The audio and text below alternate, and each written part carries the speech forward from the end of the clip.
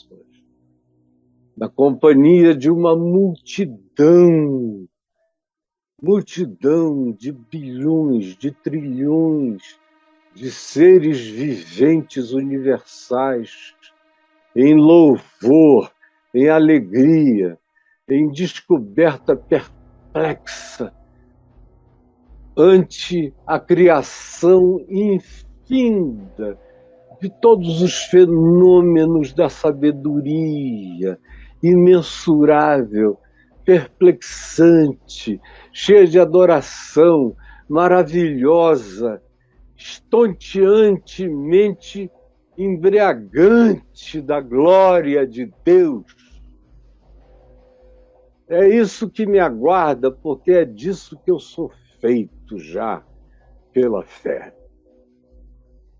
Uma vez dito isto, eu quero dizer que, apesar das coisas serem como elas são, a gente pode resistir ou até mesmo lutar contra essa verdade, contra essa grandeza.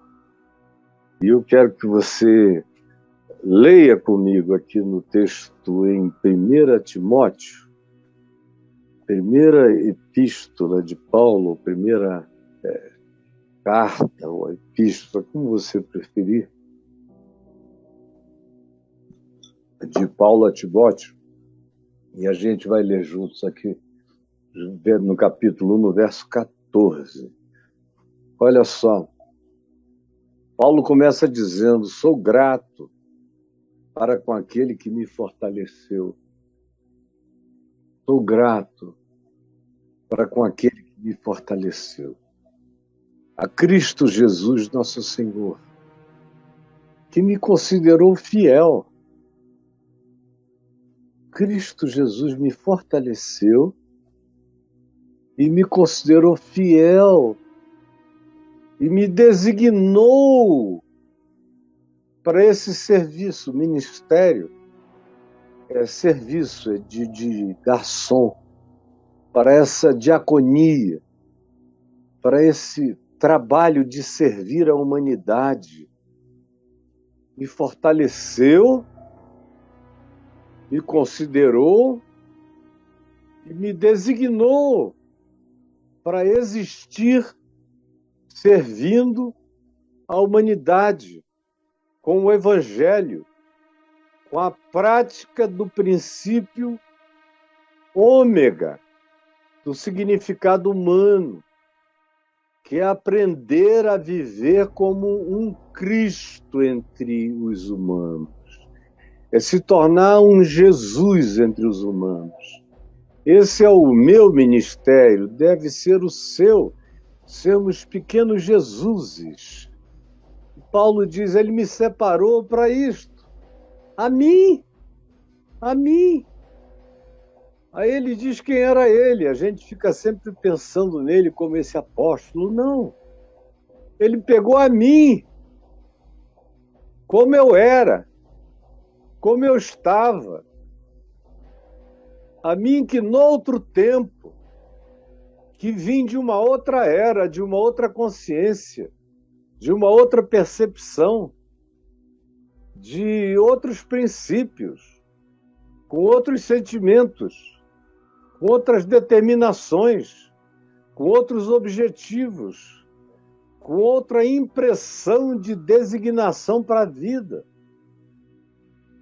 Sim, a mim que noutro tempo era blasfemo, blasfemava contra Jesus, contra o Cristo, que pretendia ser reconhecido em Jesus. E também me tornei perseguidor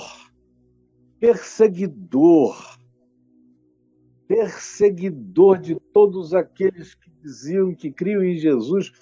Eu não perseguia com palavras, eu perseguia com cavalos, chicote, correntes, com ordem de prisão, com cadeias, botava acorrentados, espancados, e quem não blasfemasse contra o nome de Jesus, apanhando, se mantivesse firme, sem blasfemar, eu mandava matar, apedrejar, justiçar.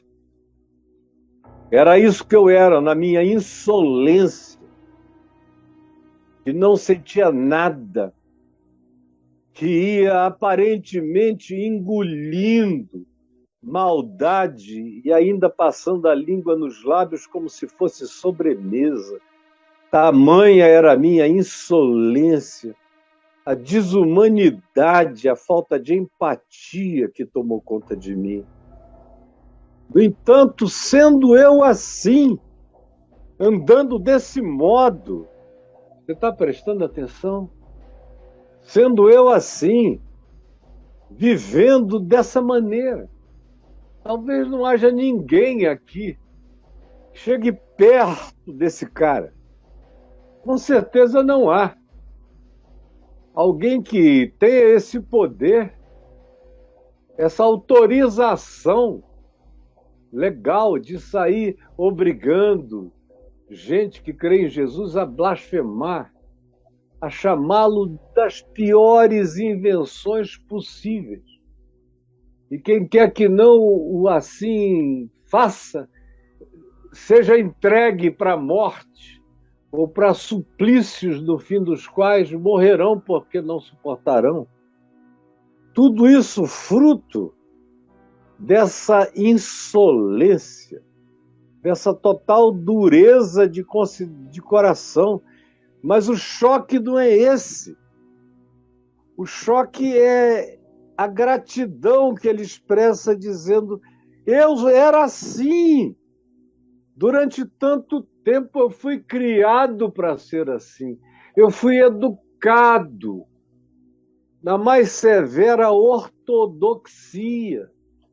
Eu era um fariseu do pior tipo, dos mais bem qualificados, treinado. Como eu era uma figura genial, estava muito acima da média dos meus contemporâneos e até dos mais velhos do que eu recebi bem novo esse poder de justiçador, de uma espécie de procurador-geral com o poder de justiçar, de matar, que me foi dado pela religião judaica. Ele diz: e eu não brinquei com o poder que me foi atribuído, e matei, e torturei, e obriguei, e na minha insolência eu não encontrei limites. Isso é que é o chocante. Aí ele diz: mas ele me fortaleceu, me considerou fiel e me designou para o ministério. Quem era eu? Eu vivia orando nas montanhas, solitário, nos vales, em meditação nas grutas, pedindo a Deus que me levantasse, me usasse. Essa foi a preparação? Não, a preparação foi um treino religioso militar, farisaico, cheio de ódio. Jesus era uma ameaça, já tinha morrido e diziam que o embusteiro tinha ressuscitado.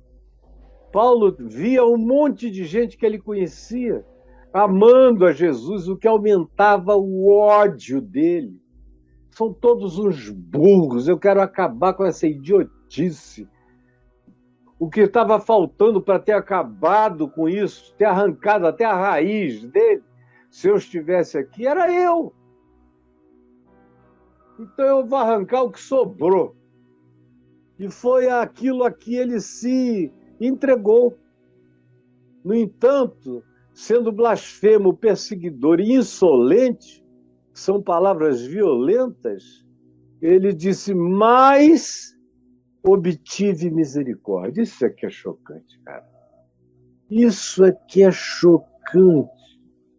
Obtive misericórdia. Agora, misericórdia não chega na vida da gente só para cobrir a gente com um pano branco e dizer: continua matando, sendo insolente e arrogante, porque eu vou te cobrir com o chapéu de Deus.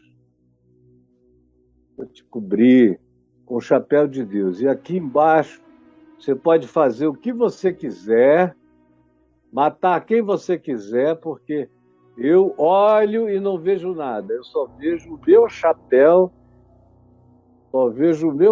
te cobrindo. Então, é só o que eu enxergo, é a minha graça te cobrindo.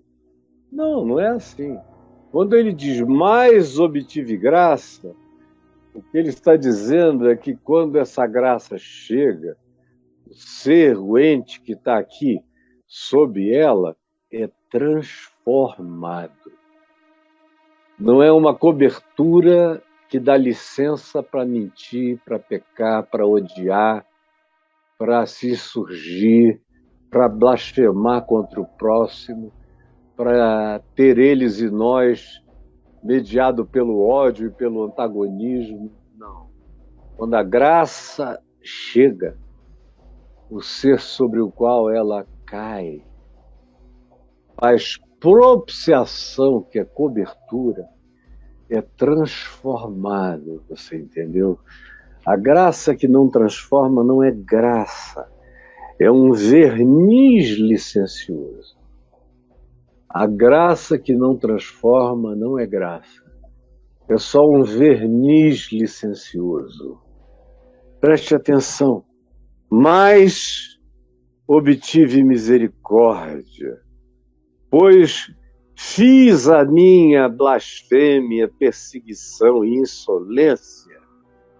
Fiz isso tudo na ignorância, porque eu tinha toda a instrução teológica, ortodoxa, acadêmica, da melhor academia, do melhor rabinato de Israel, aos pés de Gamaliel. Pouca gente tinha esse privilégio de ser aluno. Era uma espécie de Harvard da teologia judaica. Se eu fui educado aí, no entanto, o resultado era ignorância. Eu era cheio de teologia judaica, de sabedoria judaica, de memorização de todos os conteúdos bíblicos judaicos e paralelos, de toda a literatura, de todo o ensino e reflexão dos rabinos. Conhecia todos os mistérios e toda a ciência do judaísmo.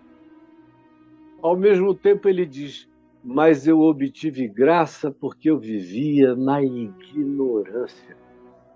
Sem conhecimento, você veja como Paulo diz que você pode ter todo o conhecimento religioso. Não tem ninguém aqui entre nós que tenha mais conhecimento religioso do judaísmo do que Paulo tinha nos dias dele, há 2000 anos atrás. Até hoje não tem ninguém para encará-lo no conhecimento que ele tinha, profundo das raízes do que se formou no povo dele, de Abraão até aqueles dias. Ele sabia de tudo. Não faltava a ele conhecimento acadêmico. No entanto, ele diz, mas eu achei graça, porque apesar de todo o conhecimento enciclopédico, eu vivia em ignorância. Para Deus eu era um ignorante, era um cego, era um idiota, insolente, presunçoso, arrogante, porque eu não amava, eu só odiava. A minha perseguição era fruto de inveja, de vaidade. Não queria nada mais importante do que eu. Nem Jesus podia ser mais importante do que eu. Aquela fé, eu tinha que devastá-la, porque ela tinha uma preeminência, chamava mais atenção do que a minha fé e do que eu. Quem tinha que ser o líder da minha geração era eu. Portanto, eu decidi acabar com aquilo que fazia sombra. A fé dos meus antepassados e a manifestação dela na minha vida, ele se sabia um ente genial, mas ele disse, a graça, a misericórdia veio sobre mim Porque eu fiz isso na ignorância e na incredulidade. Eu cria em tudo que a teologia ensinava, mas eu era um incrédulo, porque eu só não cria no que Deus revelara, na graça.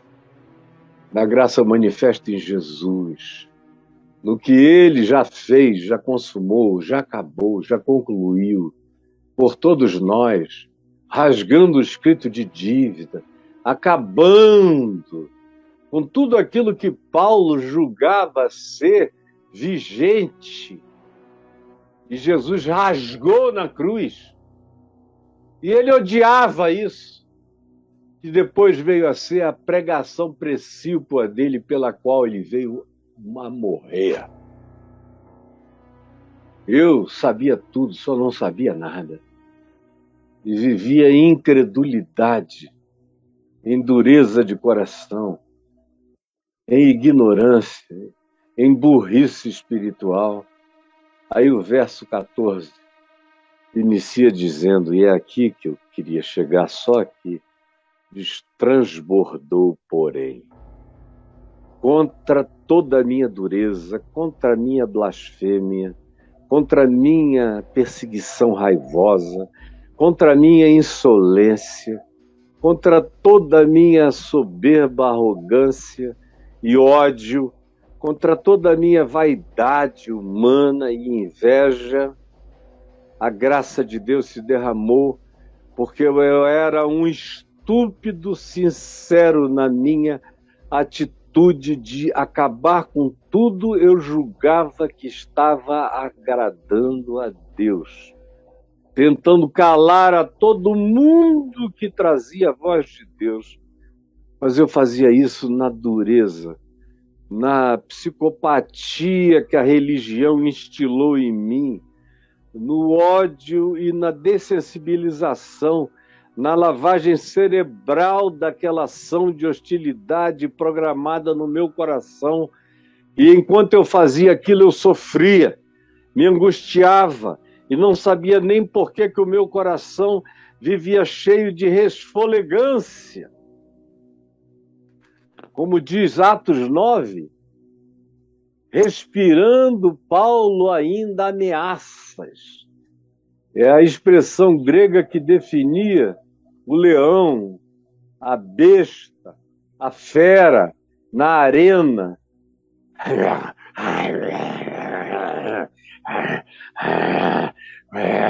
Louca para ser solta e correr na direção dos seres que ela poderia devorar e comer e rasgar.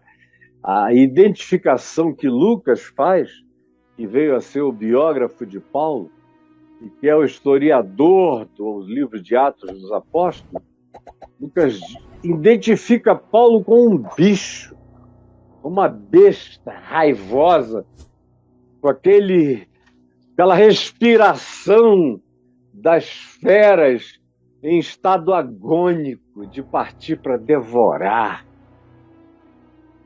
Esse era o espírito dele, era a raiva dele.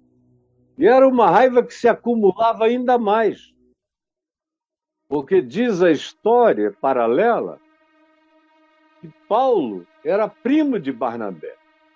E Barnabé era um cara instruído no meio dos cristãos, mais instruído do que a média. E Paulo não conseguia entender como é que o primo dele tinha virado aquilo. Mas, por outro lado, ele não ia perseguir o primo.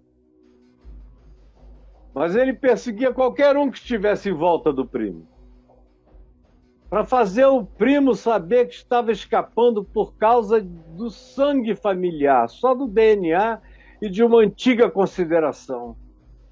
Mas dava ódio a ele ver Barnabé pegar e vender a propriedade da família, do lado da família, da parentela dele, que era parente de Paulo também, vender tudo o que tinha e depositar os bens aos pés dos apóstolos para serviço dos pobres na comunidade de fé de Jerusalém. Ele fica com ódio. Além de tudo, ainda pega o dinheiro da nossa parentela, a herança, e dá. para essa seita de bosta,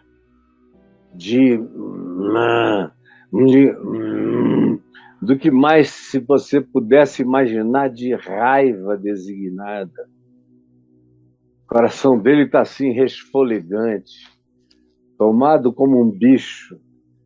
Ele diz também, escrevendo aos Coríntios, na segunda epístola, que ele estava num estado mental e espiritual de caos. Ele se identifica com a caoticidade da terra no princípio. Gênesis 1 diz: do princípio criou Deus os céus e a terra, a terra, porém, estava sem forma e vazia. E o texto grotescamente original diz: a terra estava vazia, desfigurada, catastrofizada. A terra tinha acabado de passar por uma outra calamidade universal. Ela estava num estado de total deformação e em estado de escuridão. Havia algo cobrindo, depois do cataclismo que atingiu a Terra, que não deixava nem o sol entrar. Quando Deus disse: haja luz, na perspectiva da Terra, e a luz rasgou todo o impedimento para chegar aqui trazendo vida. E ele diz: assim era eu. Assim era eu antes da luz de Cristo brilhar na minha cara. Eu vivia daquele jeito, catastrofizado, calamitoso, angustiado, sem forma, vazio, com uma vontade enorme de morrer, por isso eu matava, por isso eu perseguia, amargurado, infeliz. Mas a graça de Deus, mas eu achei misericórdia. Porque eu era ignorante, insolente, estúpido, cego, desconstruído, descriado, caotizado. Mas a graça veio sobre mim e ela não só veio, mas ela transbordou. E essa é a palavra-chave que eu quero que você pense nela. Transbordou a graça de Deus. Transbordou. E a palavra original usada aqui para transbordou é a mesma que designava o arrebentamento, a arrebentação, a explosão, o burst. Aquela coisa que vem, faz força e pá! Estoura. Uma represa. Você imagina a pressão de água nas paredes de Itaipu. Paredes e paredes, por isso tem todas aquelas turbinas de vazamento e lugares de vazamento, porque se não houver como escoar a água, pode haver períodos no ano em que ela fique tão cheia que trinque ou mesmo arrebente. Qualquer represa tem o seu limite de pressão. E Paulo diz que ele tinha uma represa no coração, mas que chegou ao limite da pressão. E a minha oração é que o teu coração duro, cheio de raiva, cheio de transferência de amargura, cheio de obstinação, cheio de luta contra o amor, contra a graça, contra a misericórdia, contra o perdão, contra a rendição, contra o baixar a guarda, esse espírito de antagonismo exploda. Que ele seja vencido e que a graça arrebente essa contenção e transborde e traga tudo abaixo É o que a gente vê na vida de Paulo. Isso aqui é uma metáfora para descrever o transbordamento, como tudo que ele erigiu e tudo quanto estava erigido já de tradição, de estruturação preconceituosa, de preconceito estrutural, que tinha sido erigido nele por milênios e que tinha sido reforçado por ele durante os 30 e poucos anos da sua vida fanática, dedicada a ser o melhor entre os melhores do povo dele. E o melhor na moral, o melhor na teologia, o melhor na ortodoxia, o melhor nos detalhamentos, o melhor nos rigores, o melhor nos dogmas e nas doutrinas. Esse era um cara crente, desses que os crentes hoje em dia gostam de ter na sua igreja. Que eu peço a Deus que me livre de encontrar um maluco como esse. Porque esse é um cara que, se a graça de Deus não se derramar sobre ele, ele vira um diabo humano, fazendo mal para todo lado, como a gente tem muitos diabos humanos aqui, em nome de religiões, declarando ódios e ódios. Eles só não saem para matar porque sabem que a lei os proibiria e os prenderia, e eles poderiam até vir a ser linchados por uma revolta pública. Do contrário, eles fariam isto sim, porque há ódio suficiente para deflagrar isso em todos os âmbitos. Até que a graça veio, e, como disse Paulo escrevendo aos Romanos, no capítulo 8, aonde abundou o pecado, superabundou a graça. Repita comigo.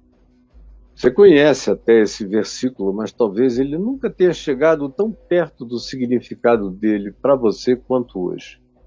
Pensando em Paulo, que foi quem falou esse versículo. Falou pensando nele. Falou nesse transbordamento que ele experimentou. Transbordou a graça. E agora em Romanos ele diz, onde abundou o pecado, encheu a represa. Bah! Superabundou a graça. Transbordou a graça do nosso Senhor. E transbordou como? Ela transbordou me enchendo de fé. Fé. Estranho. Eu tinha uma crença que matava, que odiava. De repente, num segundo, num abrir e fechar de olhos, quando aquela luz brilhou, e eu ouvi aquela voz, Saulo, Saulo, por que tu me odeias? Por que tu me persegues? Dura coisa é tu recalcitrares contra os aguilhões, é dares esse soco, esse chute na ponta aguda da carruagem de fogo, chutares a ponta aguda das lanças espirituais. É suicídio que tu estás fazendo contra a tua alma. Não lutes, não enfrentes as forças do meu amor nem da minha graça. Para de resistir. Porque não há ninguém que lute e se jogue contra mim que não esteja apenas fazendo mal a si mesmo. Como eu já disse, eu sou a pedra que os construtores rejeitaram. Mas aquele que cair contra essa pedra será reduzido a pedaços. E aquele sobre quem ela cair será reduzido a pó. Então, não brinca com isso, não brinca de ser ruim contra o meu amor. Eu estou vindo. para começar um mundo novo em ti, para fazer de ti uma nova criação, para estabelecer um regênesis, um recomeço, uma refundação do teu ser. E quando essa palavra, que é maior do que o universo, passa o céu, passa a terra, mas essa palavra continua, é eterna, entrou nele, ele disse, houve um transbordamento, eu fui afogado pela vida. E junto com ela, eu bebi fé. Transbordou a graça de nosso Senhor Jesus Cristo com fé. Em mim, fé e amor. A fé e o amor que há em Cristo Jesus. Eu fui tomado pela fé de Jesus. Porque Paulo não era só uma pessoa que teve fé em Jesus. Ele já se converteu tendo também a fé de Jesus. Você provavelmente tem a fé em Jesus. Mas tem gente que aprende a ter a fé de Jesus. Esse é o objetivo desse transbordamento. Não é só me ajudar a ter fé em Cristo Jesus. Isso já é salvação para o meu ser. Mas é me ensinar a ter a fé de Jesus. Porque isso me torna um Jesus na terra. Não só quando eu creio em Jesus, mas quando eu aprendo a andar e a viver, e a ser e a praticar a fé de Jesus, eu me torno um pequeno Cristo. E foi o que aconteceu com ele. Transbordou a graça do nosso Senhor com fé.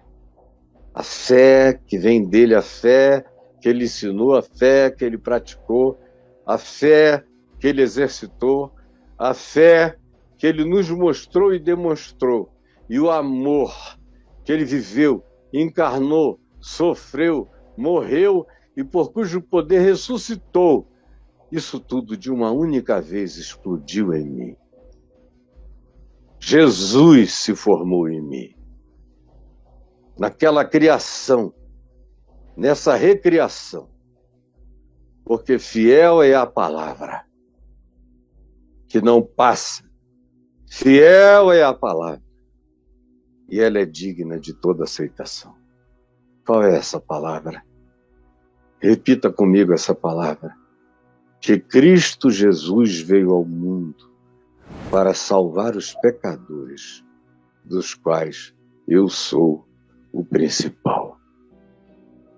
Quando você transcende a fé em Jesus e ganha a fé de Jesus em você, a primeira coisa que surge é a certeza absoluta de que você é mais amado do que dá para descrever. Se você fosse o único ser humano da existência, ainda assim, a cruz teria se erguido por sua causa, por minha causa. É o que Paulo diz, eu sei que isso é verdade. Ele veio ao meu encontro e falou comigo. Não foi Barnabé pregando para mim, foi ele que falou comigo, que me jogou no chão, que me cegou, que me fez ver luz ao terceiro dia, quando as escamas caíram nos meus olhos, e eu abri os olhos para um outro mundo, para outra humanidade, chamando de irmãos os que antes eu chamava de inimigos, chamando de queridos e amados os que antes eu queria matar, chamando de povo de Deus os que antes eu queria eliminar. Do dia para a noite, num segundo, o mundo mudou. Porque a graça transbordou em fé. A fé que havia em Jesus agora há em mim. A mesma fé. Como Jesus prometeu, com a mesma intensidade, para fazer as mesmas coisas e, como Jesus disse, outras maiores fará. Porque eu vou para junto do Pai e aquele que tem a minha fé está comigo no Pai, está em mim, com toda a autoridade e com o amor que se entrega, que não tem medo de se dar, que não tem medo de viver, que não tem medo de morrer, que não tem medo de ameaças. Esse agora se tornou o projeto da minha vida. Eu não tinha medo de matar, agora eu não tenho medo de morrer por amor. Virou tudo do avesso. Essa é a conversão mais louca que vocês poderiam imaginar, mas foi a que me acometeu. E eu conheço a raiz dessa palavra. Eu sei que ela é verdade absoluta. Eu sei. Se ninguém mais souber, eu saberei para mim. Saberei para mim. Quando ele chama essa realidade para a sua experiência particular, existencial e pessoal, ele diz: eu sei que Cristo Jesus veio ao mundo para salvar os pecadores, dos quais eu sou o principal.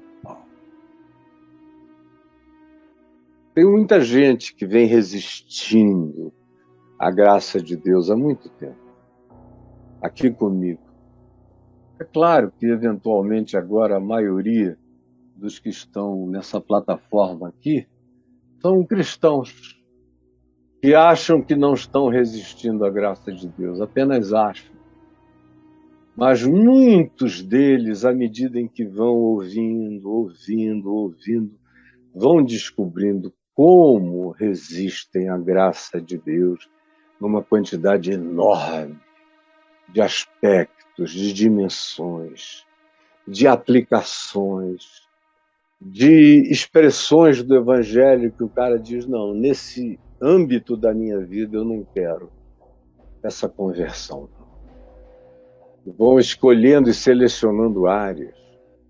Tanto quanto há aqueles aqui que às vezes passam.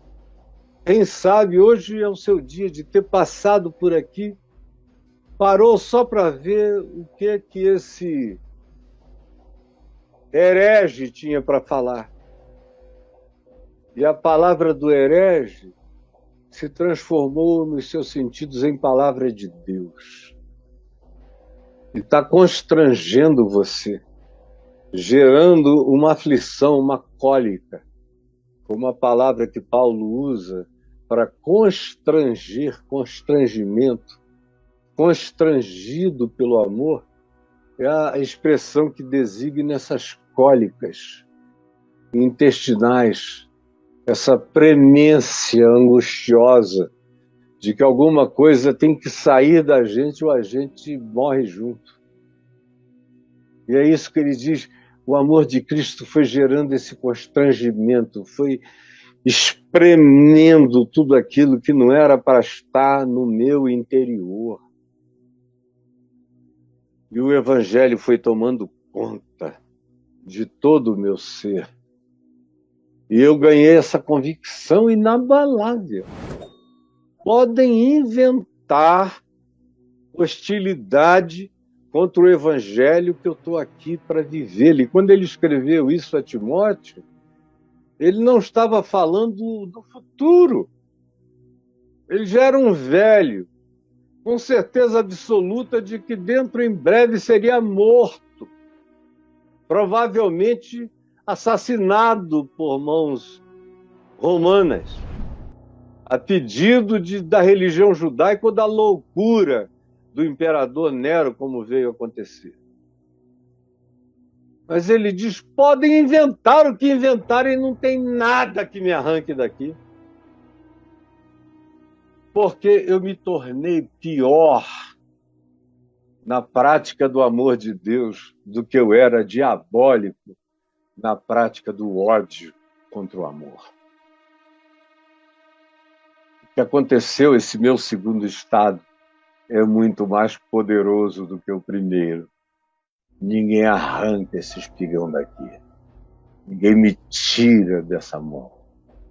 E era no final da vida. Ele já tinha passado por tudo aquilo que ele descreve em 2 Coríntios, de 9 em diante, ou em 2 Coríntios 8, quando ele diz que na Acaia ele teve um sofrimento tão grande que ele teve vontade de morrer, de se matar, de que alguém tirasse a vida dele. Tamanha era a angústia, era inumana, mas ele aguentou até o inaguentável, porque ele estava com a resistência para encarar qualquer coisa, com o coração em paz. Você tem aí resistido tanto tempo. Eu resisti. Olha, eu não sabia que meu pai tinha me consagrado a Deus quando eu nasci. Ele nunca me contou. Ele era um agnóstico. Ele não cria em nada, mas ele tinha uma dúvida, como todo bom agnóstico. Ele não tinha coragem de dizer: eu sei que Deus existe. Mas ele também não tinha coragem. Ele era inteligente demais para dizer: Deus não existe. Tem que ter uma certa presunção meio burra para dizer: Deus não existe. O agnosticismo, ou agnosticidade, é a posição mais inteligente para quem não teve uma revelação de Deus no coração. Porque a única inteligência nesse caso, já que Deus é não demonstrável, ele é não demonstrável para provar que ele existe e é não demonstrável para provar que ele não existe. Portanto, dizer eu sou ateu, desculpem, é burrice, é comodidade, é falacioso do ponto de vista científico e filosófico. Mas meu pai era agnóstico. Então ele me pegou no dia que eu nasci, eu já contei essa história aqui mesmo várias vezes, e me consagrou, sozinho no quarto. O agnóstico me levantou e falou: não sei se existe Deus, mas se há Deus, eu entrego este meu filho ao Deus que porventura exista. Porque se há Deus, eu quero que esse meu filho seja um homem de Deus. Embora eu não saiba se há Deus e nem quem é Deus, eu ofereço meu filho. Não quero que ele sirva a Deus como um homem celibatário, porque eu não quero que ele perca o privilégio de ser pai de muitos filhos e de amar uma mulher com todo amor e de se alegrar com a alegria que eu tenho na paternidade do meu primeiro filho, que é a minha maior alegria até o dia de hoje. Eu quero que ele prove essas alegrias, que ele tenha um coração de pai. E ele nunca me contou essa história até eu ser ordenado pastor com 20 anos de idade na Igreja Presbiteriana do Brasil, quando a gente já ia voltando para casa depois daquela ordenação linda, solene, com vários pastores que eram importantíssimos para a minha vida pessoal, que estiveram lá para a minha ordenação. Foi um episódio, muita gente aos prantos, dizendo que nunca tinham assistido um momento mais solenemente quebrantado do que o momento da minha ordenação.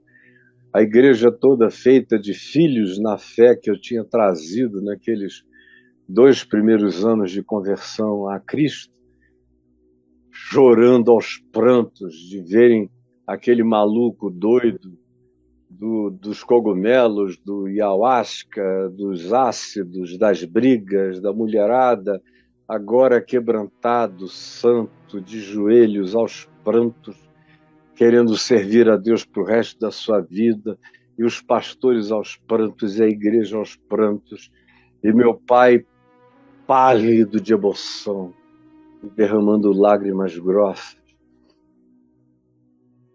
Quando nós estávamos no carro, ele me contou: falou: filho, eu tenho uma história do dia em que você nasceu, e me contou essa história. Eu falei: mas por que você não me disse antes? Ele falou: antes porque eu não criei nada.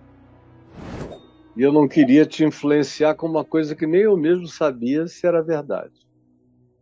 Depois que eu me converti, aí eu não quis contar, para não tirar a relação pessoal de Deus com você. Mesmo Deus que falou comigo sozinho, lendo um texto da Bíblia, haveria de falar com você. Eu aprendi a soberania, a liberdade de Deus na relação dele comigo. E eu cria que, como ele era Deus, ele um dia iria falar contigo e eu não ia dizer nada. Nem te pressionar, nem botar uma chantagem, nem um ponto de angústia mais na tua vida. Eu já sabia que você era angustiado, porque você fugia de Deus.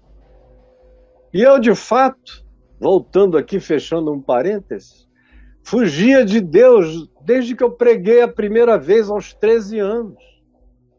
Quando o reverendo Antônio Elias pediu para eu fazer uma oração, e eu entrei num transe, não conseguia mais nem me ouvir, nem parar. Quando eu parei de orar, estava todo mundo aos prantos à minha volta e eu banhado de lágrimas, sem nem saber o que eu tinha dito. Minha mãe disse que eu falei em português, mas parecia que eu estava orando em outras línguas. Tamanho era o fluxo incontrolável da minha fala, glorificando a Deus de modo totalmente diferente e novo. E o reverendo Antônio Elias disse: eu quero que você pregue ou dê seu testemunho da conversão do seu pai no domingo à noite. E eu fui lá e preguei uma mensagem em João 11, associando tudo à conversão do meu pai, mas com muita graça, unção, fluência, eloquência, vivacidade, construção lógica. Foi chocante para todo mundo. Eu mesmo não sabia o que estava saindo de dentro de mim. Mas as pessoas olhavam e viam aquele garoto que era bom de bola pra caramba, que todo mundo dizia que era um craque, que ia ser profissional, tinha uma lábia extraordinária com a meninada, com as meninas, e não tinha medo de sair no tapa, nem coisa alguma. De repente está aquele cara falando as grandezas de Deus sem conseguir parar. E aí fiquei com a agenda cheia, 6 meses pregando todos os sábados, domingos e quartas-feiras. Quando eu me vi, de repente, eu creio que foi em Macaé, ou Cabo Frio, numa igreja metodista, na frente, na praça, depois de ter pregado, e aquele monte de gente me adulando como se eu fosse um fenômeno novo do cristianismo. Eu falei: meu Deus, onde é que eu me meti? Eu só estava alegre porque o meu pai era um bruto, sem razão espiritual. Era só um bom homem, sensível. Mas para Deus ele era um tosco. E se converteu e se tornou a coisa mais angelical do mundo. Eu só estava feliz com isso. Mas eu não quero. Eu não quero isso. E saí dali fugido. E comecei praticamente a fazer caca na praça, a fazer cocô em público, para ninguém vir mais me perseguir para pregar. Aí eu comecei logo, eu já fumava maconha antes, continuei, só que agora eu não estava mais nem aí. Eu era capaz de ir até a porta da igreja num domingo de manhã, numa escola dominical, com baseadinho aceso. Naquele tempo isso era uma